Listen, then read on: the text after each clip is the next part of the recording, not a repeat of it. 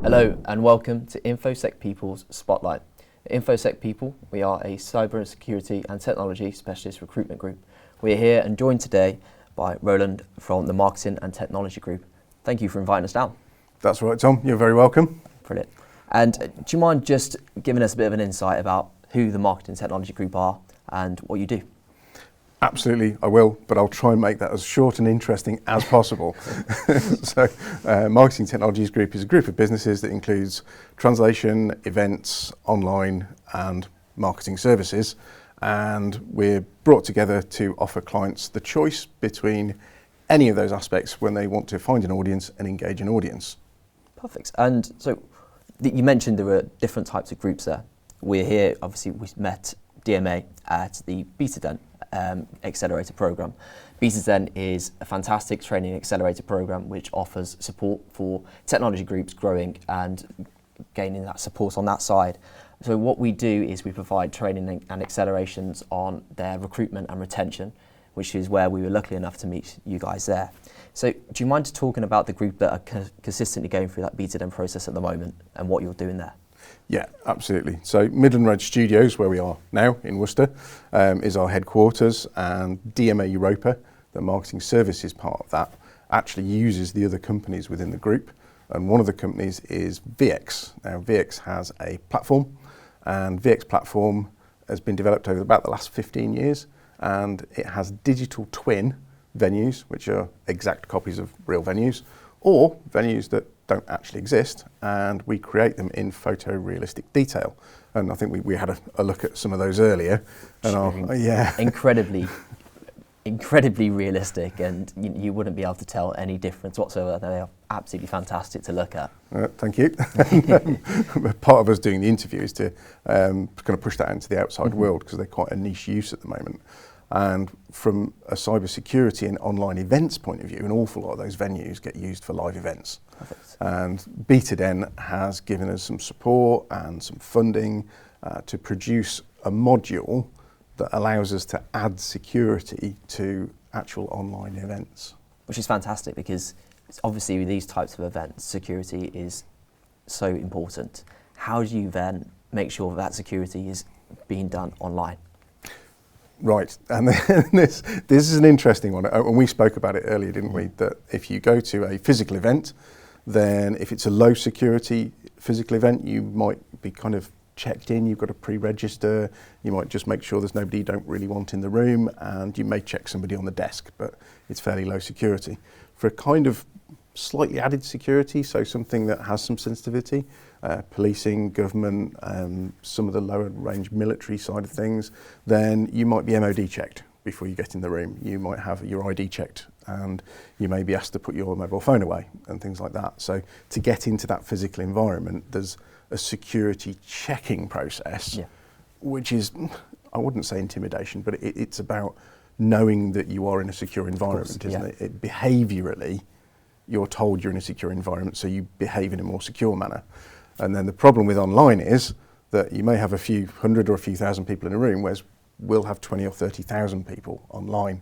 And then the challenge then is, how do I transfer that behavioural side of security from, I'm in a secure environment because I had to show somebody my passport, to, well, I'm kind of sat in my room, or I'm on a train or in a public place.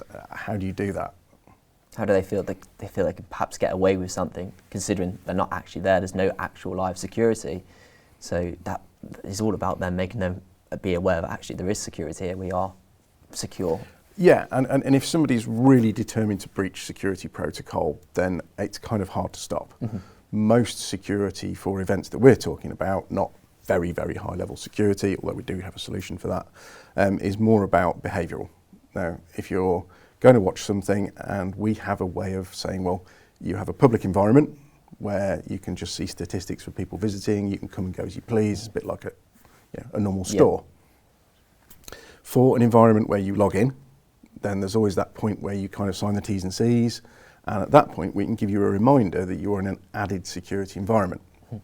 So behaviourally, the risks generally online are for people recording things, taking screen grabs, or if somebody's got a mobile device within the area and they can see your screen around you, over the top of you, by the side of you, then if that gets released out into the internet, then there's a really obvious, really easy security breach there. So that's the main one for online, and that's why it's different. We need people to feel like when you're in the room, you're still behaviourally aware of the fact you're in a secure environment.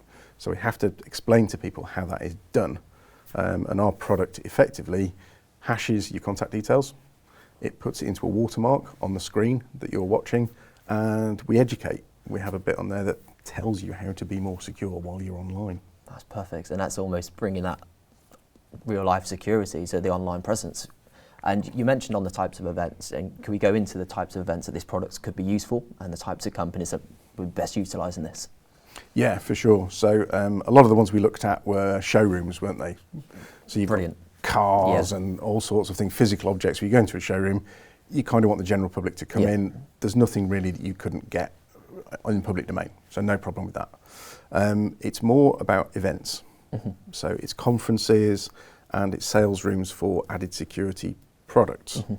So I mentioned policing. There's also, we do a lot of medical conferences where actually there's a sensitivity about the subject matter in terms of personal data, because there are people on there who've given their consent to be part of a medical event, but they don't really want the general public to see it. You'll find it for a group of surgeons and nurses to see it, but you don't really want it in the outside world.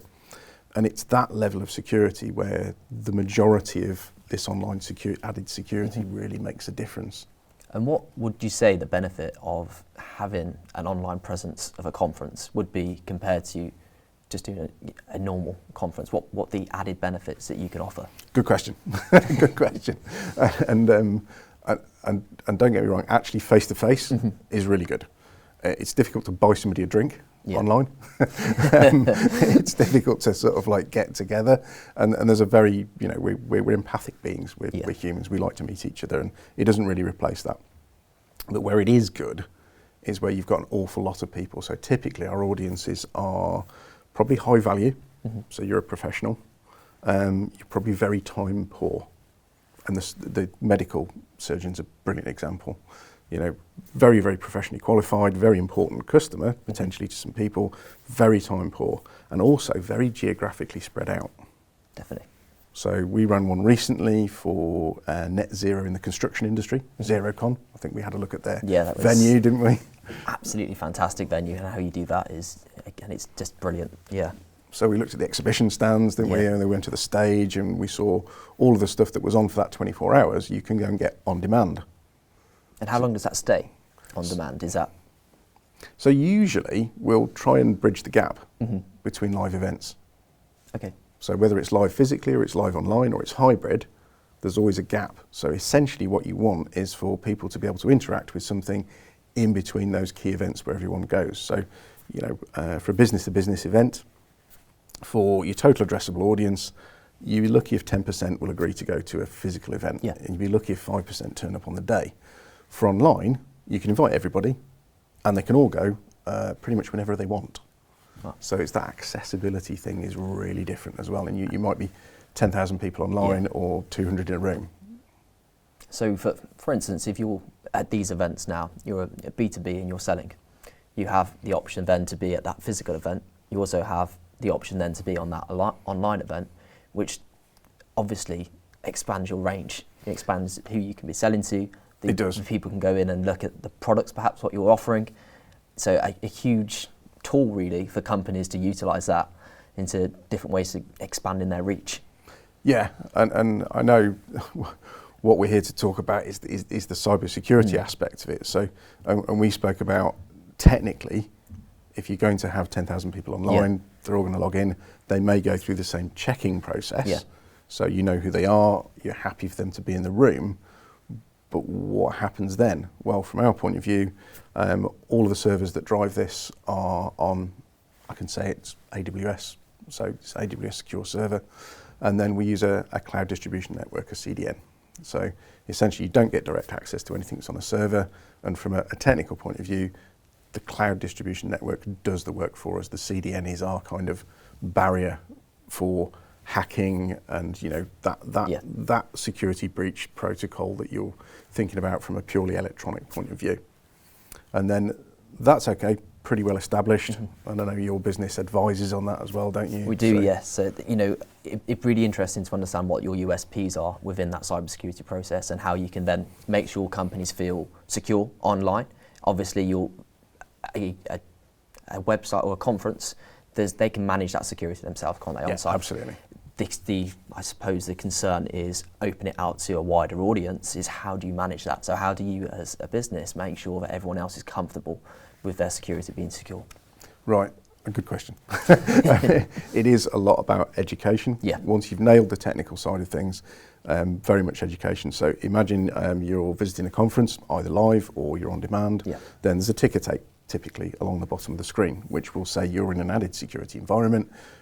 Obviously we have your details, they're stored securely, but maybe we're putting a watermark into that, or maybe we are putting your information to a blockchain and effectively producing an NFT, and that is being used to, again, watermark the screen that you're looking at. But a lot of that is about education. We're having to say to an audience, you are in a secure environment, please, make sure nobody's looking over your shoulder, don't screen grab it, don't record it, don't share it on the internet. And then from that point of view, if it does get released, then immediately we can track that back to a person.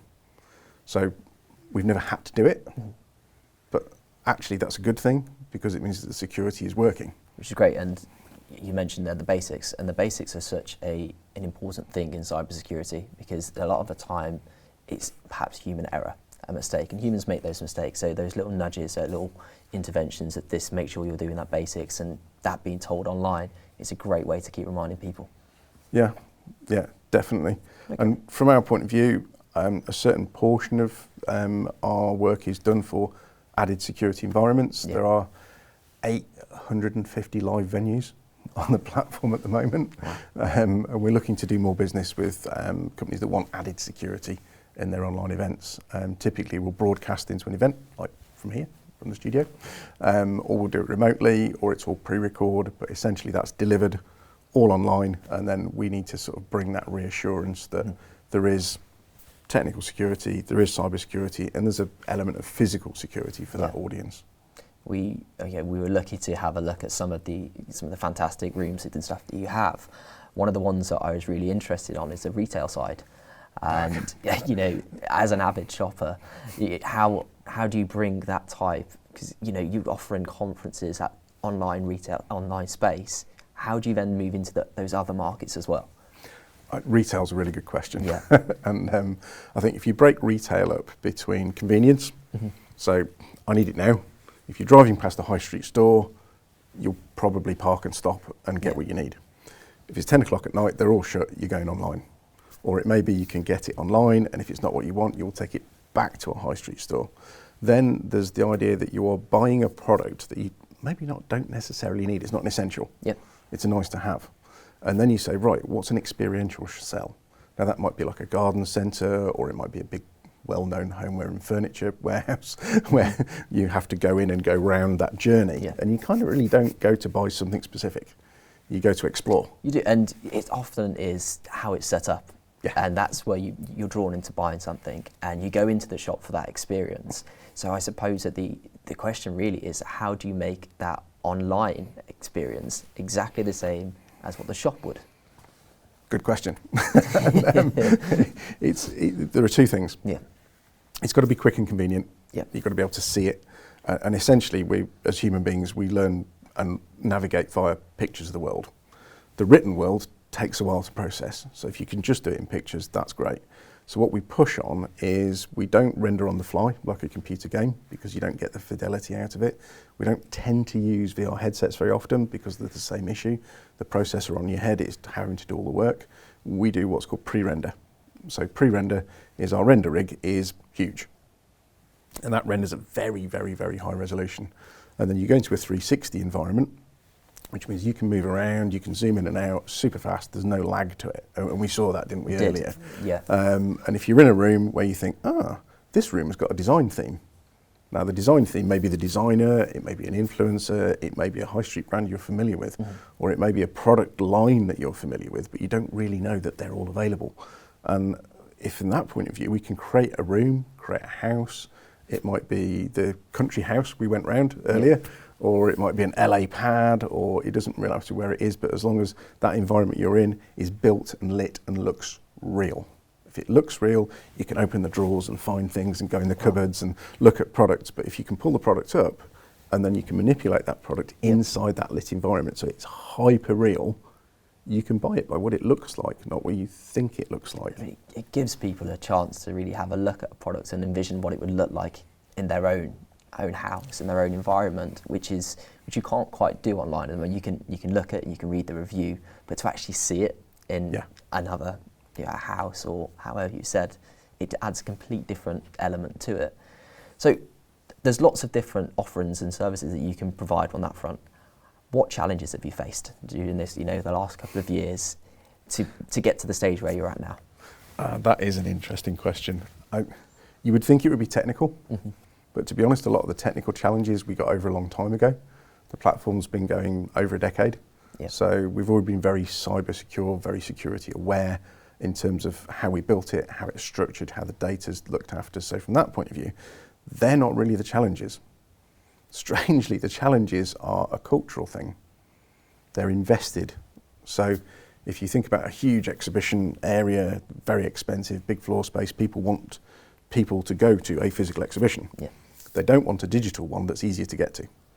Do you think that the people are more concerned of if you put it online, then it's taking away the people who are actually going to that?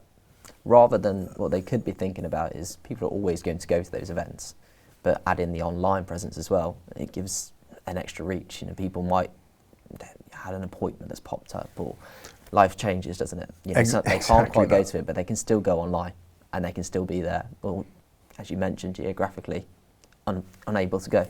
So if anything, that this presence here offers a wider audience for you to reach out to. Yeah, I think so. And I think the younger generations where you've kind of grown up with a mobile phone and an iPad or a device, your access to the world doesn't matter whether it's physical or whether it's electronic. You'll use what's convenient and what works for you.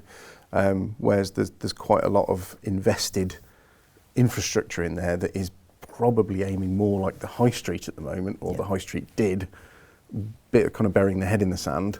Whereas we need innovators to kind of realise that you need a better customer journey. What's a better customer experience? The best customer experience is something where you don't have to choose physical over online or online over physical, because they're both delivered really well, really competently, and give you a great experience. And if we can do that in lots of different marketplaces, and I'm talking sales rooms, conferences, exhibitions, events, anything you go to, if you can do a really useful, helpful digital twin and offer your audience a viable alternative, then actually I think that's the best thing for all worlds, because it supports both. And if we can look after security at the same time and have the audience's confidence that security has been looked after, then I think that's the major hurdles over. We just need to kind of get it out there and tell people about it. Which is hopefully what we're hoping to do today, and hopefully get this. We're only touching really the iceberg of the offerings here that you can do. You mentioned about the sales room there, and you showed us briefly about some of the actual work that you can do following gaining that research on that sales front, and it could be fantastic, really utilised to companies' own gains on that front. So where do you think you'll go now in the next couple of years? What is the plan? What's the future? We had a lot of attention during COVID. For example, because people were forced online. In a lot of cases, that's made people more familiar with online and more comfortable with it, but also a little bit anti. People had enough of it at the end of COVID, and I think what's happening now is that if you think about an audience that's forced one way online, now everything's back up and running, there's nothing you can't go to anymore, that people are kind of settling in the middle somewhere and saying, right, okay, actually, let's use what's convenient. So for me, the future's about digital kind of coming back a bit from the COVID years, and there being a proper balance between the two. If you think about just the events, it's a several $1 trillion a year business.